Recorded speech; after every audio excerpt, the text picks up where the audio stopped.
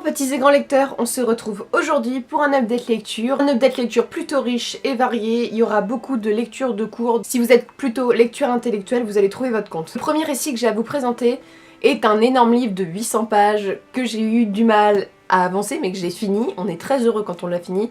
Donc il s'agit de Aline et Valcourt de Sade, donc publié chez Le Livre de Poche. De quoi ça parle? Aline et Valcourt, c'est un roman épistolaire qui est un échange de lettres avec plusieurs personnages. On suit l'histoire de Aline et Valcourt, comme l'indique le titre. Valcourt est un jeune noble qui a été désargenté, du moins qui a perdu tout son argent par un concours de circonstances, et qui courtise une jeune femme qui s'appelle Aline, qui est fille d'un président de cour plutôt cruel. Celui-ci s'oppose au mariage entre les deux, et on va suivre les lettres d'amour de ces deux personnages. C'est ce qu'on pense du moins au début. Aline et Valcourt, comme vous voyez, c'est un récit qui est écrit par Sade. Sade est peut-être le coquinou français le plus connu au monde.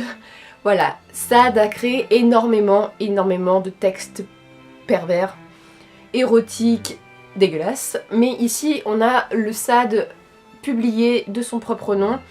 C'est pas le Sade caché, donc c'est un Sade un peu plus polissé. Il n'y a pas de scène de sexe dans ce livre, mais il y a des scènes tout aussi embarrassantes parce que le but de ce livre est d'éclairer les hommes sur les vices et les passions du monde. Donc ce livre va parler d'énormément de vices. Donc on suit en fait un père qui va vouloir donner sa fille en mariage à un homme qui s'appelle Dolbourg, qui est décrit comme un monstre et qui a l'âge de son père. Donc on a beaucoup de réflexions sur l'adultère, sur l'inceste, sur le cannibalisme, sur les régimes politiques, un peu tous les vices du monde. Et on va avoir le récit enchâssé de deux personnages qui sont sûrement les deux personnages principaux. Il s'agit de Sainville et de Léonore. Ils sont les lettres les plus importantes. Donc Léonore est liée par le sang par Aline, je vous laisse découvrir en quoi. Et cette dernière va vivre une passion avec un homme qui s'appelle Sainville. Et elle va être enlevée à Sainville alors qu'ils sont mariés. Et tous deux vont faire un voyage en Afrique par un concours de circonstances et vont découvrir Butua, qui est peut-être la chose la plus connue dans ce roman, c'est-à-dire une dictature, il faut dire une dictature qui mêle cannibalisme et maltraitance des femmes. Puis on va avoir un régime politique, Zamé, qui est un régime utopique. On va voir beaucoup de choses. Alors, mon passage préféré était celui de Léonore, qui va essayer d'être violée pendant 20 fois, mais elle s'en sort toujours. Voilà, on se demande comment. Mais c'est un récit extrêmement intéressant parce qu'il traite d'énormément de personnages qui sont bons, mauvais ou entre les deux. C'est vraiment une peinture de tous les vices humains. On a la société des gitans, on a l'inquisition espagnole, on a le théâtre. On a énormément de systèmes politiques, de systèmes de réflexion, de personnages qui ont leur propre réflexion sur Dieu par exemple. Et c'est hyper intéressant parce que à cette époque-là, écrire un livre comme ça, c'était totalement jugé par la religion. Je veux dire, écrire un livre qui dit que Dieu n'existe pas, c'est totalement insensé à l'époque. Énorme, il fait 800 pages, mais on a du mal à avancer dedans. Voilà, faut dire que c'est assez long à lire, voire très long. C'est écrit tout petit. Et au début, c'est pas très intéressant parce que c'est beaucoup de lettres d'amour, voilà, c'est un peu chiant, faut dire. Et après, quand Sainville et Léonore arrivent, on accroche vraiment au récit. Moi, j'ai vraiment accroché. Et la fin est tragique, même si on s'y attend, parce que je trouve que la fin est assez mal faite dans le sens qu'on s'attend à 3 km à l'avance de ce qui va se passer. C'est une belle fin en soi, même si c'est triste. Et je vous conseille ce roman si vous voulez connaître Sade. Alors si vous êtes habitué à Sade, mais un Sade un peu cochon, au moins celui-ci est plus sur la réflexion et philosophique. Il le vend comme ça, son roman, comme un roman philosophique. Et si vous connaissez pas Sade, je vous conseille de commencer par un livre comme ça, parce que les 120 jours de Sodome, c'est extrêmement difficile, ou encore, voilà, il y a beaucoup de romans. Voilà, Sade a écrit beaucoup de choses un peu sales, et ça en fait pas partie. Et ça montre bien que Sade n'était pas qu'un auteur pervers, torturé, malsain. Il était aussi un auteur réfléchi, un homme qui a été en prison pendant très longtemps, et qui juge voilà, du monde dans lequel il a vécu. Et je vous conseille ce livre si vous êtes intéressé par ces questionnements. On va continuer par les livres, un livre de cours. Ce livre, je vais pas du tout être sympathique avec lui, pas parce que le livre était mauvais, non, mais parce qu'on m'a fait lire le dernier tome d'une série. Prenez l'exemple si on m'avait dit en cours de lire juste le 7ème tome d'Harry Potter et que je n'ai lu aucun livre avant, que je n'ai vu aucun film avant. Est-ce que je vais comprendre le récit? Non. Et ça a été le cas avec ce livre qui m'a dégoûtée et qui m'a spoilé toute l'œuvre de Proust. Donc il s'agit du Temps retrouvé, le dernier tome de la recherche du temps perdu de Proust. C'est le dernier tome, je crois qu'il y a 7 ou 8 tomes. Le prof nous a fait lire ce tome-là sans lire du côté de chez Swan. C'est un peu des livres compagnons parce qu'ils ont été écrits en même temps et qui débutent et finissent la recherche du temps perdu. Et donc ce livre, je peux pas le juger bien parce que j'ai lu un dernier tome et j'ai dû passer à côté d'énormément de choses. Ça a été très compliqué à lire. Sinon, en soi, c'est une histoire intéressante. Donc de quoi ça parle, le temps retrouvé? Le temps retrouvé, on suit le narrateur, qui n'est pas Proust, c'est pas un récit autobiographique. Un narrateur, alors, avant la guerre, puis après la guerre. Et le grand... En fait, c'est très difficile de vous le résumer parce que comme c'est un 7ème tome, notre narrateur a lié une amitié avec 2 personnes et une de ces personnes va décéder. On va voir toutes les... C'est un livre qui est pas du tout résumable, dans le sens que je peux pas vous résumer le 7ème tome d'Harry Potter sans vous spoiler avant. Je peux pas vous parler vraiment de ce livre. C'est juste l'histoire d'un narrateur, d'une vocation d'un homme. Pendant 7 tomes, il cherchait sa vocation, il ne trouvait pas la vocation d'écrivain, et dans ce tome-là, il se rend compte qu'il est écrivain, de par des mémoires involontaires. Donc c'est la Madeleine de Proust. Je vous explique brièvement ce que c'est. Une mémoire involontaire, c'est se souvenir d'un épisode en touchant un objet par exemple, et revenir dans le passé et se souvenir de quelque chose qu'on avait totalement oublié. En clair, c'est ça. Mais on ne souhaitait pas y repenser, c'est juste involontaire. Et donc ici c'est le tome sur les mémoires involontaires de Proust qui l'ont mené à écrire le roman. Pour lui, l'oubli est essentiel pour la mémoire. Et pour écrire son roman, en fait, il avait besoin de ses mémoires involontaires, il avait besoin de l'oubli. Et ce texte parle du vieillissement, du temps. En clair, tous les personnages qu'on va suivre, après le passage sur la guerre, après le passage sur l'esthétique de Proust, qui fait un grand essai sur ses volontés d'écrivain, on va voir le passage qui s'appelle le bal des têtes, qui est un passage où on retrouve tous nos personnages vieillis de 20 ans. Et le narrateur, lui, ne reconnaît personne. Voilà, on a plein de discours sur la vieillesse, et il va se rendre compte que lui aussi a vieilli. Et on a l'aboutissement de tous ces tomes de la recherche du temps perdu. Voilà, c'est un livre que je peux pas juger, je vais pas émettre d'opinion dessus parce que je peux pas juger un livre dont je n'ai pas lu toute l'œuvre. On va dire que j'ai extrêmement eu du mal à le lire parce que quand on n'y comprend rien, Proust est un auteur extrêmement difficile à lire. Proust a un style qu'on pourrait dire un style un peu comme les Goncourt, c'est-à-dire qu'il fait 30 lignes pour faire une phrase avec des virgules. Les phrases sont à rallonge. On perd, il y a des moments où on comprend même pas les phrases, c'est compliqué, il y a du vocabulaire, il y a des tournures alambiquées. On se dit c'est un enfer. Pour quelqu'un qui n'a pas l'habitude de lire des classiques, c'est un enfer de lire Proust, je pense. Et moi j'ai énormément galéré pour lire, franchement.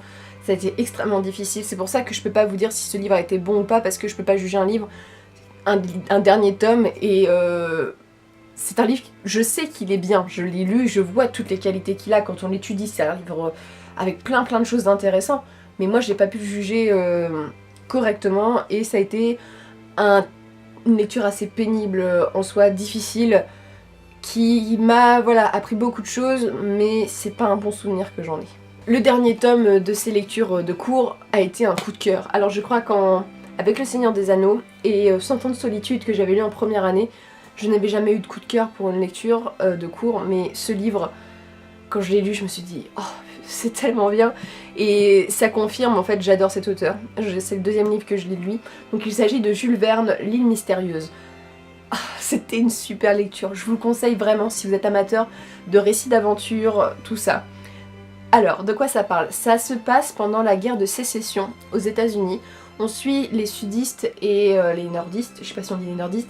Les sudistes étaient, vite fait, hein, c'est très résumé, étaient pour l'esclavage pendant que les gens du nord étaient contre. C'est ça qui a fait la guerre de sécession.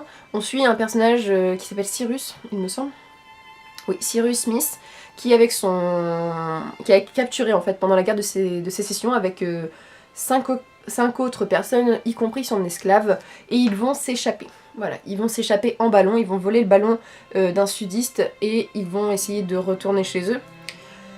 En volant, le ballon va arriver vers une île et va s'écraser. On ne sait pas comment il va s'écraser. Ils vont se retrouver tous les 4 réveillés sur l'île. Oui, j'ai bien dit 4. C'est-à-dire qu'il y a un des naufragés qui a disparu, Cyrus a disparu, et ils vont devoir le rechercher. Ils retrouvent Cyrus et ils vont décider de s'établir sur l'île. Donc c'est un roman qui parle de l'établissement sur l'île, de comment c'est un mini Koh-Lanta comme on peut dire. Ils s'installent, ils créent une nouvelle civilisation. Donc tout ça, on a plein de procédés scientifiques, c'est très intéressant, il y a de la découverte de l'île, c'est très palpitant, il y a plein de choses. Et on va avoir quelque chose d'assez étrange, notamment le fait qu'on retrouve un animal mort, une espèce de phoque, oui un lamantin je crois, mort, on ne sait pas comment. Il y a des choses extrêmement bizarres qui se passent, et on va savoir quelle est la chose qui provoque ces choses. C'est un récit que j'ai adoré parce qu'on reconstruit la période humaine et toute la période humaine de la préhistoire jusqu'au temps moderne. Et c'est tellement bien que les personnages sont tellement intéressants. On a Cyrus qui est ingénieur, on a Pencroff qui est marin, on a un jeune garçon, on a un journaliste et on a l'esclave. On va avoir un singe qui est domestiqué, qui s'appelle Maître Jup. Voilà, un chien. On vit avec eux, on pleure, on rit avec eux. Et on a envie de vivre avec eux. Cette lecture, ça m'a fait que j'étais tellement bien avec eux. Je me voyais tellement sur l'île vivre une vie comme ça, de labeur, de travail. Voilà, de reconstruire l'humanité avec bonheur. C'est une utopie en fait qu'ils reconstruisent. Et c'est super, je vous laisse découvrir la fin. Mais c'est tellement beau, c'est une belle utopie, c'est tellement touchant. C'est très gros, alors il fait 800 pages, mais c'est génial. Je me suis pas ennuyée une seule minute, il y a toujours des mystères, c'est un peu indescriptible ce que j'ai ressenti pour ce livre, mais c'est presque un coup de cœur. Je sais pas tellement où le placer, mais c'est une lecture qui a été formidable, très enrichissante. Je me suis attachée aux personnages, je me suis attachée à l'île, au style de vie, ça fait vraiment rêver et ça nous fait vraiment réfléchir sur l'humain. On a envie d'aller sur une île déserte et reconstruire l'île avec quelques amis et de vivre en paix, voilà, tranquille, dans la solitude du monde. Et voilà, c'est un super livre que je vous conseille vraiment. Jules Verne, j'avais lu le 185... Combien? Le Tour du monde en 85 jours? Oui, je sais, 84, je sais plus. En nombre de jours. Il y a 1 an ou 2, j'avais beaucoup aimé. J'avais été plongée et je crois que Jules Verne et moi, on va s'entendre énormément. J'aime beaucoup ce qu'il fait, et si vous êtes admiratif des récits d'aventure, des récits voilà, de reconstruction, de psychologie des personnages, tout ça, vous allez aimer. Mais je pense que c'est vraiment une super lecture. En étant un peu cliché, je pense que c'est une lecture qui peut peut-être plus plaire aux hommes qu'aux femmes, mais c'est vraiment en étant très très cliché. Mais voilà, je vous le conseille vraiment. Alors il n'y a pas de dinosaures dans ce livre, parce que moi je vois des dinosaures partout. Dans les adaptations qui ont été faites de l'île mystérieuse, dans toutes les adaptations de Jules Verne, il y a des... Voilà, l'île mystérieuse, souvent quand on tape, et ben, il y a des dinosaures, et je me suis rendu compte que, en fait, je sais pas si vous connaissez le dessin animé Petit Pied. C'est un peu le dessin animé de mon enfance. Petit Pied est un petit dinosaure. Et il y avait un film qui s'appelait L'île mystérieuse, c'est pour ça que je pensais qu'il y avait des dinosaures, j'étais très déçue quand j'avais pas vu qu'il y avait des dinosaures, mais même sur les dinosaures c'était génial. On va passer à des lectures non plus de cours, mais 2 lectures différentes. Alors une lecture de fantasy, je vous avais déjà présenté le tome 1, donc il s'agit du tome 2 et du tome 3 des Enfants de J de Pierre Grimbert, donc La Voix des aînés. Les Enfants de J, en fait, je vous avais expliqué que c'était l'histoire, c'était un 2e cycle. Je n'avais pas lu le 1er cycle et c'est les héritiers, voilà, du 1er cycle qui doivent retrouver leurs parents disparus. Oh, ça a vibré, ça m'a fait peur. Et bah, ici, c'est la continuation. Pour l'instant, j'aime bien. Alors, c'est des livres qui sont très courts, hein, ça fait 300 pages, même pas, c'est écrit assez gros. Pour l'instant, j'aime bien, ça casse pas 3 pattes à un canard, comme on dit. Mais c'est plutôt sympa, c'est détente, il y a un univers assez sympathique, des personnages assez sympathiques, il y a un triangle amoureux qui se profile, j'aime pas trop, mais on a des personnages très intéressants, notamment il y a une petite fille, Nib, enfin je crois qu'elle s'appelle comme ça, on a Keb, Kel, tout ça, on a beaucoup de personnages, c'est une compagnie, on les suit, on est content de les suivre parce qu'ils ont tous des caractères assez différents, ils sont tous intéressants. Et il y a toute une question sur les religions, tout ça qui est intéressante, vachement sympa, et j'aime beaucoup. Il reste encore 2 tomes pour ce cycle, mais pour l'instant j'accroche beaucoup, mais c'est pas non plus la meilleure série de fantasy qui existe. Et enfin je vais vous parler d'un livre, alors c'est un livre que j'avais adoré quand je l'ai fini, et puis les jours passant je me suis dit mais en fait c'était pas si terrible que ça, même si j'ai beaucoup aimé, je me dis j'en ai marre de voir ce schéma là. Donc il s'agit de Captive, les nuits de Scheherazade, donc c'est chez Hachette Roman de René Hadieth. Donc Captive c'est une réécriture du coup des contes de Mille et une nuits, où Scheherazade pour sauver sa vie toutes les nuits va raconter des histoires au calife qui assassine ses femmes. Donc ici on retrouve le personnage de Shazi, Scheherazade mais tout le monde l'appelle Shazi, qui va se venger du calife parce que ce dernier a assassiné sa meilleure amie, voilà, parce qu'il ramène des femmes et les assassine à chaque matin. Sauf que Scheherazade va lui raconter des histoires et c'est comme ça qu'il va lui sauver la vie. Puis peu à peu ils vont tomber amoureux et voilà, on va voir toute une histoire intéressante. En soi l'histoire était super intéressante, j'ai beaucoup aimé Shazi parce qu'elle est très féministe, je me bats à tout. Lui il est mystérieux et puis il est pas si méchant que ça. Mais il y a un triangle amoureux, ça m'a gavé. En soi, même l'esclave de Shazi, je l'ai beaucoup... L'esclave, oui c'est une esclave. Je l'ai beaucoup aimé. C'est une bonne lecture jeunesse, tout, il n'y a rien à dire. Il y a tout le côté oriental est vachement sympa. Il y a un 2e tome qui va suivre parce que ça coupe un peu au milieu d'une action et on a vraiment envie de savoir ce qui va se passer. Mais ça reprend le schéma jeunesse de la jeune fille qui tombe amoureuse. Elle a un syndrome de Stockholm, hein, c'est très commun dans ces histoires-là. Et voilà, quand on voit le schéma narratif, jeune fille tombée amoureuse, conséquence. Je me suis dit, ouais, bah en fait c'est comme dans tous les romans jeunesse en ce moment. Il peut pas y avoir un roman jeunesse où elle ne tombe pas amoureuse du mec qui est vachement beau, vachement fort, machin. Donc voilà, ça m'a un petit peu gonflé là-dessus, j'en ai marre de lire les mêmes histoires. Mais c'est quand même une bonne lecture que je vous conseille, si vous n'êtes pas trop lassé du genre jeunesse. Mais pour moi, je continuerai à lire la suite parce que ça a été une lecture très intéressante, mais je commence à en avoir marre de ces schémas narratifs très basiques parce qu'en soi ça fait presque, ouais c'est 410 pages, et en 410 pages il se passe très peu de choses. Donc sur cette note un petit peu sombre, je vous souhaite de très bonnes lectures et une très bonne journée. N'hésitez pas à me dire si vous avez lu ces livres, si vous comptez les lire, tout ça, ou si vous voulez me conseiller des livres, comme d'habitude, et je vous souhaite une bonne journée.